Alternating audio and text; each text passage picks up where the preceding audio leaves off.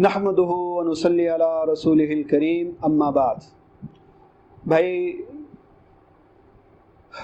یہ لوگ اکثر یا کبھی کبھار لوگوں کو یہ مسئلہ بھی پیش آ جاتا ہے، اور اکثر یہ مسئلہ ان لوگوں کے لیے پیش آتا ہے جو رات کو دیر تک جاگنے کے عادی ہوتے ہیں، اور آخری وقت میں کہیں ان کی آنکھ لگ جاتی ہے اور اس کی وجہ سے ان سے جو ہے وہ سحری رہ جاتی ہے۔ تو بھائی اگر سحری رہ جائے تو بھی کوئی مسئلہ نہیں ہے، سحری رہ جانے سے روزہ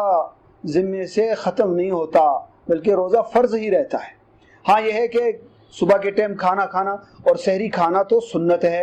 اور اس کا اجر و ثواب بھی ہے، اس میں کوئی شک نہیں ہے۔ اس لیے حضور آدمی آتا ہے کہ آدمی کچھ نہ کچھ ضرور کھا لے، اگر بھوک نہ ہو تو سحری کے اندر ایک نوالا روٹی کا، ایک کھجور کا، یا ایک گھونٹ پانی ہی کیوں نہ پی لے، کیونکہ سحری کھانے والوں کے اوپر اللہ رب العزت اپنی رحمتیں نازل فرماتے ہیں۔ اس لیے سحری تو کھانی چاہیے، لیکن اگر کسی آدمی سے رہ جائے تو اس کا مطلب یہ نہیں ہے کہ اس کے ذمے سے روزہ ختم ہو، تو روزہ رکھ لے، اور اس سے جو کمی جو ہوتی ہے وہ انشاءاللہ اللہ رب العزت جو ہے وہ کھانا کھانے کے بعد فوراً کمی دور ہو جاتی ہے، ایک دو نوالوں کے بعد ہی اللہ پاک جو ہے وہ کمی کو دور فرما دیتے ہیں۔ تو اس لیے جس سے سحری رہ جائے تو وہ روزہ چھوڑے نہیں۔ یہ تو بڑی کم ہمتی کی بات ہے کہ تھوڑے سے کھانے کے لیے جو ہے اپنے اتنا بڑا اجر، اور رمضان کے مہینے کا روزہ، کہ آدمی جو ہے رمضان کے مہینے کا روزہ اگر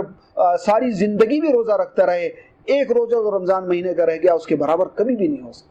اس لیے سحری کھان اگر کسی آدمی سے رہ جائے اور وہ اس سے چھوٹ جائے تو اسے گھبرائے نہیں، کوئی مسئلہ نہیں ہے، اس روزے کو رکھ لے، انشاءاللہ یہ کمی بیشی جو ہوگی وہ اللہ پاک دور فرما دے۔ سبحانک اللہم و بحمدک، نشہد ان لا الہ الا انت، نستغفرک ونتوب الیک۔ اور یہ بات بھی کہ